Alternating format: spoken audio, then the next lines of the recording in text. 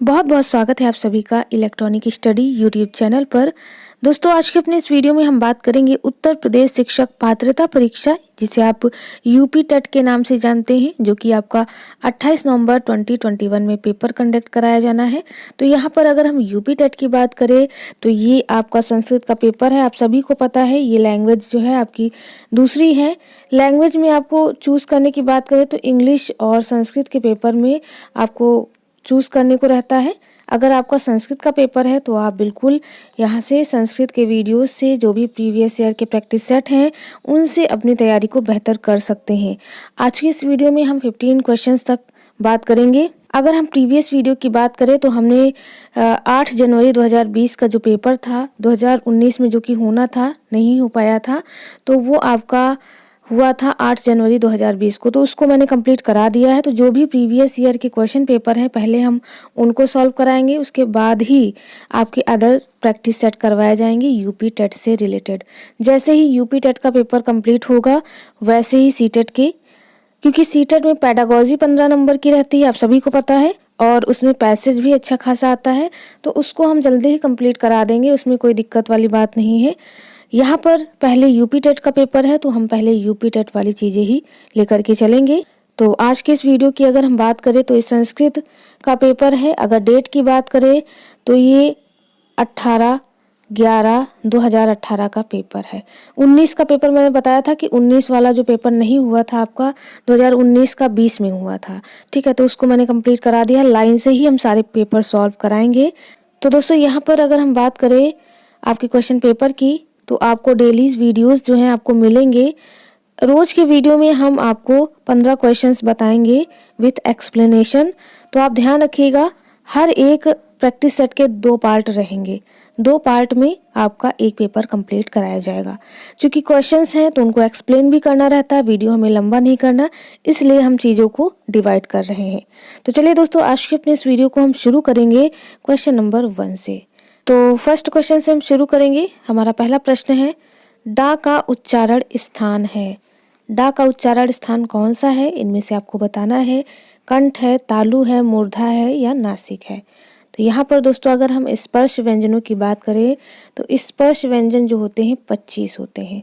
प्रत्येक में 5 जो है आपके व्यंजन देखने को मिलते हैं, व्यंजन वर्ण देखने को मिलते हैं, ठीक है। तो ये 25 में 5 कौन कौन से वर्ग हैं उनको भी हम देख लेते हैं। तो दोस्तों ये रहे व्यंजनों के प्रकार जिसमें आपको देखने को मिलेंगे। पहला है व्यंजनों के प्रकार में कंठ। कंठ में 5 का, खा, गा, घा, अंगा, बाकी हा जो है या विसर्ग है। कंसीडर हम ये 5 ही करेंगे। ये 5 होते हैं का, खा, गा, घा, अंगा। इनका उच्चारण स्थान कंठ है। वहीं अगर हम दूसरे की बात करें तो दूसरा है तालु या तालव्य जिसे कहते हैं। इनका उच्चारण स्थान भी 5 है, चा, छा, जा, झा, इया, बाकी या, शा ये विसर्ग हो जाएंगे। ये आपका तालु, इसे हम तालव्य भी कहते हैं और तालु इसका उच्चारण स्थान है। उसके बाद मूर्धन्य देख लेंगे। मूर्धन्य के भी 5 ही मिलेंगे, टा, ठा, डा, ढा, ड़ा, ये रा जो हो जाएगा यह विसर्ग है। बाकी ये जो 5 हैं ये मूर्धन्य या मूर्धा के अंतर्गत आएंगे। इनका उच्चारण स्थान मूर्धा है। उसके बाद चौथा है दंत, यानी जिन शब्दों को या जिन वर्णों को बोलने में हम दांतों का इस्तेमाल करते हैं उन्हें हम दंत कहते हैं। इनमें भी आपको 5 ही देखने को मिलेंगे। जो रेस्ट ऑफ दी होंगे वो विसर्ग कहलाएंगे। तो कौन कौन से 5 हैं? ता, था, दा, धा, ना, बाकी ला और रा जो है यह विसर्ग हो जाएगा, लेकिन इनका उच्चारण भी दंत ही होता है। मेनली हमारे 5 ही होते हैं इसके अंतर्गत। उसके बाद 5वां हमारा है ओष्ठ। ओष्ठ के अंतर्गत क्या आएगा ये भी देख लेते हैं। तो ओष्ठ में भी हमारे 5 हैं, पा, फा, बा, भा, मा, जिनका उच्चारण स्थान ओठ, यानी हम इनको उच्चारित करने में ओठ का इस्तेमाल करते हैं। तो दोस्तों ये हो गए व्यंजनों के प्रकार। इन्हें हम ऊष्म व्यंजन के अंतर्गत कंसीडर करते हैं। इनकी संख्या जो है वह टोटल 25 होती है, क्योंकि प्रत्येक वर्ग में 5 हमें देखने को मिलते हैं। तो क्वेश्चन आपका क्या पूछा था कि डा का उच्चारण स्थान है, तो देख लीजिए आपको इसमें किसमें डा देखने को मिल रहा है। तो जैसे ही हम मूर्धन्य की तरफ बढ़ेंगे तो टा, ठा, डा, ये देखिए आपको डा मिला, तो इसका उच्चारण स्थान जो है वह मूर्धन्य हो जाएगा। तो ये चीज़ें हो गई, यहाँ से आप चीज़ों को अच्छे से समझ पाए होंगे। बढ़ते हैं अपने क्वेश्चन की तरफ फिर से। तो यहाँ पर आपका फर्स्ट का आंसर जो है करेक्ट हो जाएगा 4, मूर्धा या मूर्धन्य। ठीक है, उसके बाद अगला क्वेश्चन देखते हैं, क्वेश्चन नंबर 2। क्वेश्चन नंबर 2 पूछा है कि चौरभ्यम पद में प्रयुक्त तत्पुरुष समास किस विभक्ति का है। तो आपको विभक्ति वगैरह ध्यान रखनी है। सबसे पहले अगर हम तत्पुरुष समास की बात करें तो तत्पुरुष समास वह है जिसका उत्तर पद या अंतिम पद जो होता है वह प्रधान होता है। तो चौरभ्यम पद में प्रयुक्त तत्पुरुष समास किस विभक्ति का है। तो 2 की बात करें, 2 का करेक्ट आंसर जो है वह हो जाएगा 3, यानी पंचमी विभक्ति का जो है वह प्रयोग किया गया है। चौरभ्यम की बात करें तो इसका संधि विच्छेद जब करेंगे तो चौराद धन भयम, ये मिलकर के बन जाएगा चौरभ्यम। तो इसमें जो है वह पंचमी विभक्ति का प्रयोग हुआ है। करेक्ट आंसर यहाँ पर 2 का 3 हो जाएगा। बढ़ते अगले क्वेश्चन की तरफ जो कि है क्वेश्चन नंबर 3। क्वेश्चन नंबर 3 पूछा है कि पितृन शब्द में विभक्ति और वचन है। पितृन की बात करें तो पितृ यानी पिता के शब्द रूप पूछ रहा है कि पिता के शब्द रूप में विभक्ति और वचन बताना है। अगर हम पिता के शब्द रूप की बात करें तो उसमें पितृन में कौन सी विभक्ति और वचन प्रयोग हुई है तो आपको बतानी है। सबसे पहले अगर हम पितृन शब्द में विभक्ति की बात करें तो द्वितीय विभक्ति का जो है वह प्रयोग हुआ है और बहुवचन कैसे हुआ है तो उसे भी हम देख लेते हैं। तो यहाँ पर अगर हम पिता के शब्द रूप लिखेंगे, क्योंकि हमें यहाँ पर पिता शब्द में विभक्ति और वचन में पितृन का बताना है। ठीक है, तो हमने बताया कि द्वितीय और बहुवचन है तो द्वितीय का लिखेंगे। पहले हमारी विभक्ति होगी, फिर एक वचन, द्विवचन और बहुवचन। तो द्वितीय विभक्ति क्या होगी। द्वितीय विभक्ति में हमने बताया पितरम, पितरम, फिर हो गया पितरो, पितरो, उसके बाद हो गया तीसरा पितरन। तो इस तरह से जब द्वितीय विभक्ति लिखेंगे तो द्वितीय विभक्ति में बहुवचन में पितरन आपको देखने को मिलेगा। तो जितना हो सके आप विभक्ति और वचन, विभक्ति जितनी भी है, धातु जितने भी हैं उनको याद कर लीजिए। मेन जैसे नदी का हो गया, राम का हो गया, हरि का हो गया, पिता का हो गया, अस्मद, युष्मद, लोट लकार, लट लकार, ये सारे जितने भी लकार हैं इन सभी को आप ध्यान में रखिए, क्योंकि इनसे क्वेश्चन काफ़ी पूछते हैं। जो ज़्यादा प्रचलित हैं उन्हीं से पूछेंगे, ठीक है, अलग से नहीं पूछेंगे। तो नेत्र वगैरह इनके भी आप ध्यान में रखिएगा। तो इस तरह से 3 का करेक्ट आंसर 2 हो जाएगा, द्वितीय बहुवचन। उसके बाद क्वेश्चन नंबर 4 देख लेते हैं। देखिए 4 में पूछ लिया है कि नदः शब्द में विभक्ति और वचन। नदा जो है वह नदी के रूप के अंतर्गत आएगा। नदी की अगर आपको विभक्तियां और रूप याद होंगे तो आप जल्दी से इसका आंसर कर पाएंगे। तो नदा शब्द में विभक्ति और वचन पूछा। चलिए हम यहाँ पर आपको नदी के शब्द रूप दिखा देते हैं, लेकिन उससे पहले हम 4 के आंसर की बात कर लेंगे। तो 4 का करेक्ट आंसर यहाँ पर हो जाएगा 3, प्रथमा और बहुवचन, यानी प्रथमा विभक्ति बहुवचन के अंतर्गत नदः जो शब्द है वह आएगा। कैसे आएगा देख लेते हैं। तो दोस्तों ये रहे नदी के रूप। नदी के रूप में प्रथमा, द्वितीय, तृतीय, चतुर्थी, पंचमी, षष्ठी, सप्तमी और संबोधन। ठीक है, इन सभी में आपको नदी के रूप दिखेंगे। नदी जो है इकारांत स्त्रीलिंग शब्द है। तो हमने आंसर में बताया था कि एक वचन में विभक्ति जो है हमारी प्रथमा होगी और वचन हमारा होगा बहुवचन। तो नदी, नदो, नदाह। नदाह जो है हमसे पूछा था क्वेश्चन में कि नदाह शब्द में विभक्ति और वचन, तो विभक्ति हो गई प्रथमा और वचन हमारा बहुवचन हो गया। तो नदी, नदो, नदाह ये प्रथम है। द्वितीय में नदीम, नदो, नदीह, नदाह, नदीभ्याम, नदीभि, नदो, नदीभ्याम, नदीभ्या, नदाह, नदीभ्याम, नदीभि, नदीभ्या, नदः, नदो, नदीनाम, नदाम, नदो, नदीश, हे नदी, हे नदो, हे नदा। तो ये हो गए नदी के शब्द रूप। नदी जो है एक स्त्रीलिंग इकारांत शब्द है। तो जैसे ही आपको शब्द रूप वगैरह मिल जाए पेपर में करने को, तो आप ध्यान रखिएगा कि नदी का जो है या अदर कोई भी विभक्ति है तो उसको आप लिख लेंगे जो भी पूछेगा। बढ़ते अगले क्वेश्चन की तरफ जो कि है क्वेश्चन नंबर 5। क्वेश्चन नंबर 5 देख लेते हैं। 5 पूछा है षड्वती हिंदी संख्या का बोधक है, यानी षड्वती जो है आपको संस्कृत में दिया है, हिंदी में आप इसे क्या कहेंगे। तो देखिए संख्याएं वगैरह आप ज़रूर याद कर लीजिएगा।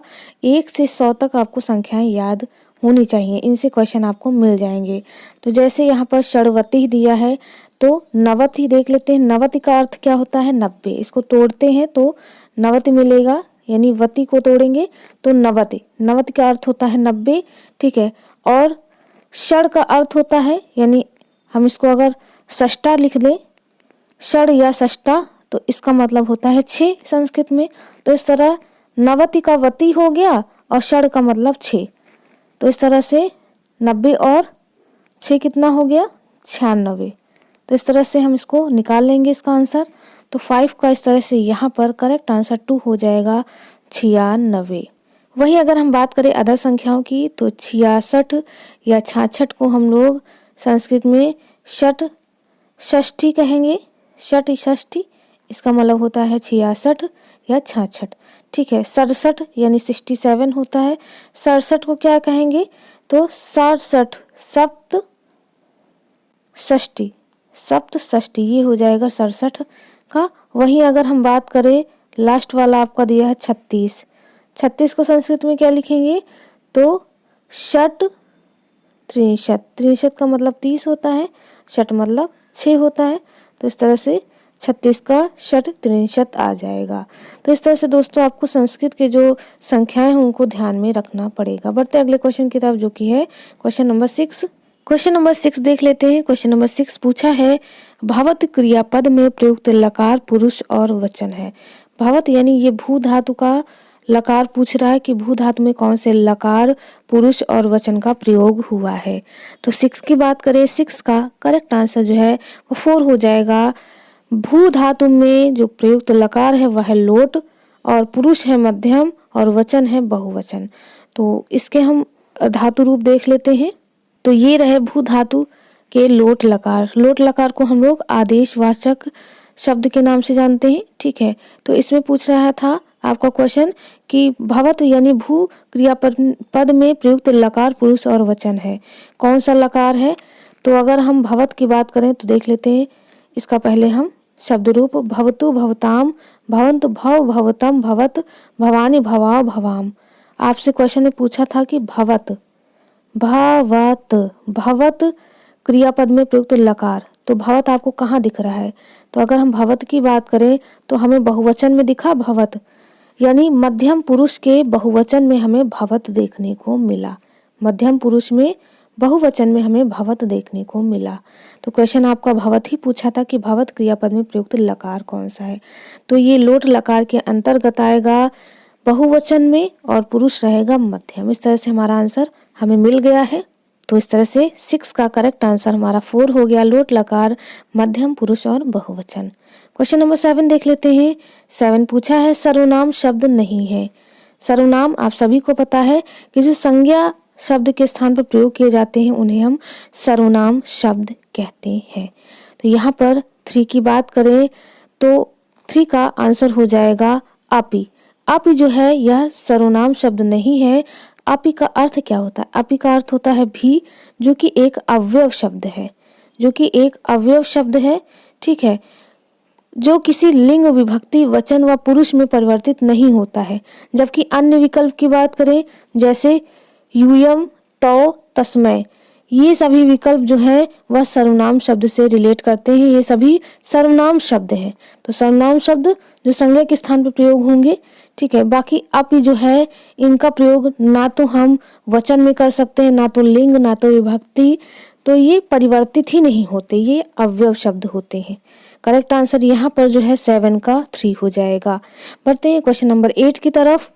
क्वेश्चन नंबर 8 पूछा है स्वस्थ पद के योग में प्रयोग की जाने वाली विभक्ति है, यानी स्वस्थ पद के योग में कौन सी विभक्ति प्रयोग हुई है आपको बतानी है। तो देखिए विभक्ति वगैरह आपको याद करनी पड़ेगी। तो 8 की बात करें, 8 का करेक्ट आंसर जो है वह 1 हो जाएगा, यानी चतुर्थी। स्वस्थ पद के योग में प्रयोग की जाने वाली विभक्ति है हमारी चतुर्थी विभक्ति। इसका एक सूत्र है जिसके माध्यम से हम इसको ज्ञात करते हैं। उस सूत्र की बात करें तो सूत्र है नमः स्वस्ति स्वाहा स्वधा अलम षड्योगच्छः सूत्र के अनुसार यानी नमः स्वस्ति स्वाहा स्वधा अलम वषट के साथ हम चतुर्थी विभक्ति जो है हमारी वह प्रयोग होगी। इस तरह शिवाय नमः प्रज्ञात स्वस्ति इन सभी में जो है हमारी चतुर्थी विभक्ति प्रयोग होगी। यहाँ पर इस सूत्र के माध्यम से हम इसे ज्ञात करेंगे तो इसमें चतुर्थी विभक्ति आएगी। करेक्ट आंसर 1 हो जाएगा 8 का। बढ़ते हैं क्वेश्चन नंबर 9 की तरफ। 9 पूछा है कादम्बरी ग्रंथ के रचनाकार हैं। कादम्बरी ग्रंथ किसके द्वारा रचित है आपको बताना है। आपके ऑप्शन दिए हैं, आप देख लीजिए। 9 की बात करें तो 9 का करेक्ट आंसर जो है वह 2 हो जाएगा, बाण भट्ट। कादम्बरी ग्रंथ के रचनाकार बाण भट्ट हैं। जबकि अन्य की विकल्पों की बात करें यानी भवभूत किसकी कृति है तो भवभूत ने जो है वह उत्तर रामचरितम नाम की कृति लिखी है। ठीक है, वहीं अगर हम भास की बात करें तो भास जो है भास ने दूत काव्यम नाम की कृति लिखी है। ये भास की हो जाएगी, यहाँ पर लिखी नहीं लेकिन बता दे रहे हैं, आप ध्यान रखिएगा। श्रीहर्ष की बात करें तो श्रीहर्ष कृत है हमारी रत्नावली के रचयिता हैं या कृति के रचयिता हैं श्रीहर्ष। तो इन सब के बारे में हमने जाना। किसी से भी क्वेश्चन पूछ सकता है आने वाले पेपर में, तो इन सबको भी आप ध्यान में रखिएगा। क्वेश्चन नंबर 10 की तरफ बढ़ते हैं। क्वेश्चन नंबर 10 पूछा है महाकवि कालिदास द्वारा विरचित नाटक है। कौन सा नाटक है महाकवि कालिदास द्वारा विरचित? तो यहाँ पर इस क्वेश्चन का करेक्ट आंसर 3 हो जाएगा, मालविकाग्निमित्रम। तो यहाँ पर इसको थोड़ा ध्यान दे तो ये थोड़ा सही नहीं लिखा है, क्योंकि ऑप्शन है तो ऑप्शन में आप आंसर तो यही लगाएंगे, लेकिन इसको हम पढ़ते हैं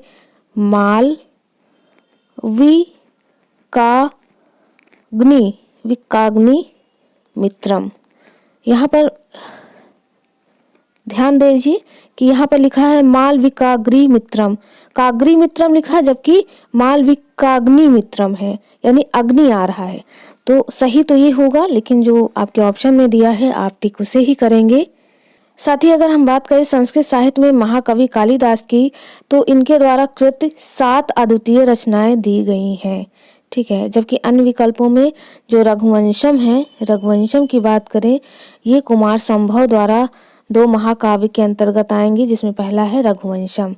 ठीक है, तो इसे भी आप ध्यान रखिएगा क्योंकि पूछ लेता है पेपर में कि रघुवंशम किसकी कृति है, तो यह है कुमार संभव की। जबकि मेघदूत है, ऋतु संहार है, ये भी 2 खंड काव्य हैं। और वहीं अगर दोस्तों हम बात करें आंसर की तो मालविकाग्निमित्रम, विक्रमोर्वशीयम, अभिज्ञान शकुंतलम, मेघदूत, ये सभी जो है वो कालिदास के जो है रचनाएं हैं। तो इस तरह से हमने सभी रचनाओं के बारे में, सभी कृति के बारे में जाना। यहाँ पर 10 का आंसर हमारा 3 हो गया। बढ़ते हैं क्वेश्चन नंबर 11 की तरफ। क्वेश्चन नंबर 11 पूछा है कि व्यंजन संधि का उदाहरण है। दोस्तों यहाँ पर आपको एक बात बता दें कि संधि आपको जरूर पता होना चाहिए, क्योंकि संधि से क्वेश्चन 2 से 4 क्वेश्चन पूछ लिए जाते हैं आपके एग्जाम में। यूपी टेट की बात करें तो व्यंजन संधि क्या है, स्वर संधि क्या है और विसर्ग संधि क्या है। तो संधि पर आपको एक वीडियो जरूर मिलेगा, सर के द्वारा लाया जाएगा या हमारे द्वारा। ठीक है, तो आप उस वीडियो को जरूर देखिएगा, उससे आपको संधि कौन सी किस में लगेगी, क्या उदाहरण है, आपको आइडिया हो जाएगा। यहाँ पर क्वेश्चन के आंसर की बात कर लेते हैं। व्यंजन संधि का उदाहरण पूछा है, तो व्यंजन संधि का उदाहरण है सज्जना।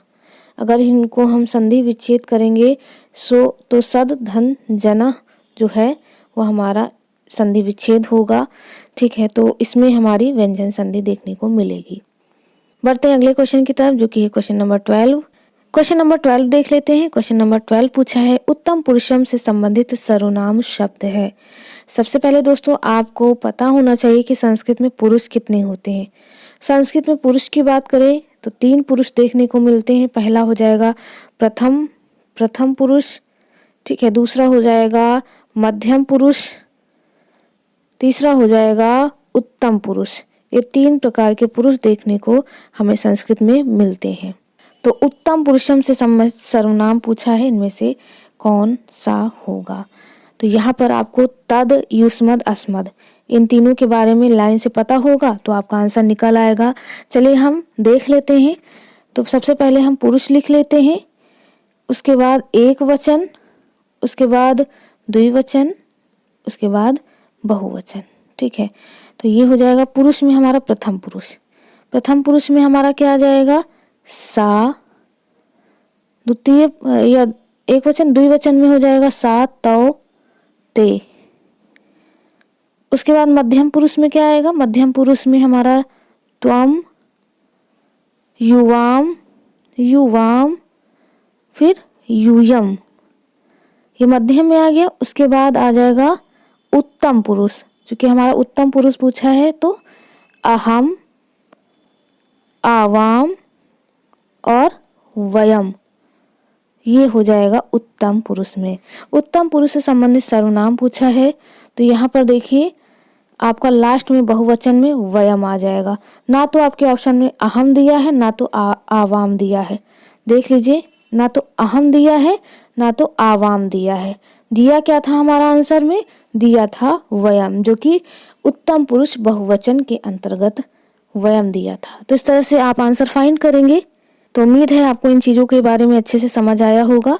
बढ़ते हैं अगले क्वेश्चन की तरफ, जो कि है 13। फिर दिया है ध्र धातु में कितन प्रत्यय योग करने पर रूप बनता है। सबसे पहले हमने बताया था कि प्रत्यय क्या होता है। प्रत्यय जो शब्द के अंत में जुड़ करके शब्द के अर्थ में नवीन परिवर्तन कर दे, उन्हें हम प्रत्यय कहते हैं। तो प्रत्यय हमेशा याद रखिएगा, कोई शब्द है तो उस शब्द के अंत में जुड़ेगा। तो वही कह रहा है कि ध्र धातु में कृतन, यानी ध्र में अगर हम कितन जोड़ दें, ठीक है, कितन क्योंकि लास्ट है, ये हमारा प्रत्यय है, तो इसको हम अगर योग मतलब जोड़ दें तो रूप क्या बनेगा, ये आपका क्वेश्चन पूछ रहा है। क्वेश्चन नंबर 13 का आंसर जो होगा वह हो जाएगा कि ध्र धातु में कितन प्रत्यय यानी योग जोड़ने पर जो रूप बनेगा वह है धृति। धृति की बात करें तो यह एक भाववाचक संज्ञा बनाने के लिए हम इसमें कितन प्रत्यय को जोड़ते हैं। इसमें जो कितन आएगा, कितन जो आएगा, कितन कितन कितन प्रत्यय आएगा वह है हमारा यहाँ पर ती, ती, ठीक है। ध्यान रखिएगा, जब ती धातु के अंत में जुड़ता है, ती एक स्त्रीलिंग शब्द है, तो ध्र धातु धन कितन प्रत्यय मिलकर के धृति बनाएंगे, क्योंकि हमने यहाँ पर बताया कि ती हमारा एक कृतन प्रत्यय है, ठीक है। इसको मिलाने पर ही हमारा ध्रा धन ती धृति बन जाएगा। इस तरह से अगर अलग से भी कई सारे बन सकते हैं आपके। मान लीजिए द्वीप है, ठीक है, द्वीप, ये आपका मान लीजिए धातु दे दिया, इसमें कहा कितन प्रत्यय जोड़िए।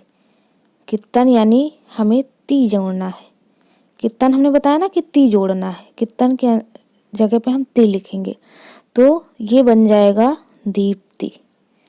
तो इस तरह से आप कितन का अर्थ ध्यान रखिएगा कि इसमें हम भाववाचक संज्ञा में कितन की जगह ती लिख लेते हैं, ती जोड़ देते हैं। इस तरह से आप निकाल लेंगे, कोई भी आपको इस तरह का प्रत्यय देखने को मिले। क्वेश्चन नंबर 14 देख लेते हैं। 14 पूछा है छंदानुगत शिक्षण प्रणाली होती है, कौन सी इनमें से प्रणाली होगी जिसमें हमें छंद देखने को मिलेगा, गद्य में, कथा में, व्याकरण में या पद में। सीधा सीधा क्वेश्चन ये पूछ रहा है। तो दोस्तों आप सभी को पता है कि छंदानुगत शिक्षण प्रणाली जो है वह हमें पद में देखने को मिलती है। पद में छंद, रस, अलंकार, उतार चढ़ाव आदि हमें देखने को मिलते हैं, ठीक है। तो इस तरह से पद का उत्कृष्ट व सौंदर्य में वृद्धि करने हेतु ही हम छंदानुगत शिक्षण प्रणाली का प्रयोग करते हैं, जबकि पद में आपको नहीं देखने को मिलेगा। कथा और व्याकरण में भी आपको छंदानुगत चीजें देखने को नहीं मिलेंगी। इस तरह से करेक्ट आंसर 14 का 1 हो गया। लास्ट क्वेश्चन 15 देख लेते हैं। क्वेश्चन नंबर 15 पूछा है शुद्ध वाक्य है, इनमें से वाक्य कौन सा शुद्ध है आपको बताना है। तो देखिए आपको ट्रांसलेशन वगैरह आने चाहिए, इन सभी के लिए आपको पता होना चाहिए शब्द रूप, धातु रूप, इन सभी के बारे में अगर सर्वनाम, संधि सब चीज़ें पता होंगी तो आप शुद्ध वाक्य आराम से कर ले जाएंगे। तो यहाँ पर 15 की बात करें, 15 का करेक्ट आंसर हो जाएगा त्वम गृहम गच्छसि। यह शुद्ध वाक्य है। इसमें कर्ता जो है वह मध्यम पुरुष एक वचन, त्वम के अनुसार क्रिया पुरुष एक वचन, गच्छसि का प्रयोग यानी जाने में हम इसमें प्रयोग कर रहे हैं, यह शुद्ध वाक्य है। जबकि अन्य जो है जैसे सा गृहम गच्छसि, सा गृहम गच्छसि, त्वम गृहम गच्छसि, अहम गृहम गच्छसि, ये सब अशुद्ध वाक्य हो जाएंगे। तो देखिए, आपको अगर शुद्ध वाक्य बनाने हैं तो इसके लिए आपको पुरुष, लकार, वचन और विभक्ति ये सब पता होना चाहिए, तब आप आंसर इसका सही कर पाएंगे। इस तरह से 15 का आंसर यहाँ पर मैंने बता दिया कि 4 हो जाएगा। दोस्तों, आज के इस वीडियो में हम यहीं पर रुकेंगे क्योंकि एक्सप्लेनेशन में टाइम ज़्यादा जाता है और संस्कृत ऐसा सब्जेक्ट है जिसमें एक्सप्लेनेशन के बिना कुछ नहीं हो सकता। आपको चीज़ें समझनी होती, सीधा सीधा हम आंसर बता करके आगे बढ़ेंगे तो आपको समझ में नहीं आएगा कि आंसर आया कैसे। तो इसलिए टाइम लग रहा है। दोस्तों, मिलते हैं अपने एक नेक्स्ट वीडियो में एक नए टॉपिक के साथ। तब तक के लिए आप सभी का बहुत बहुत धन्यवाद। Thank you friends, keep watching and share to others.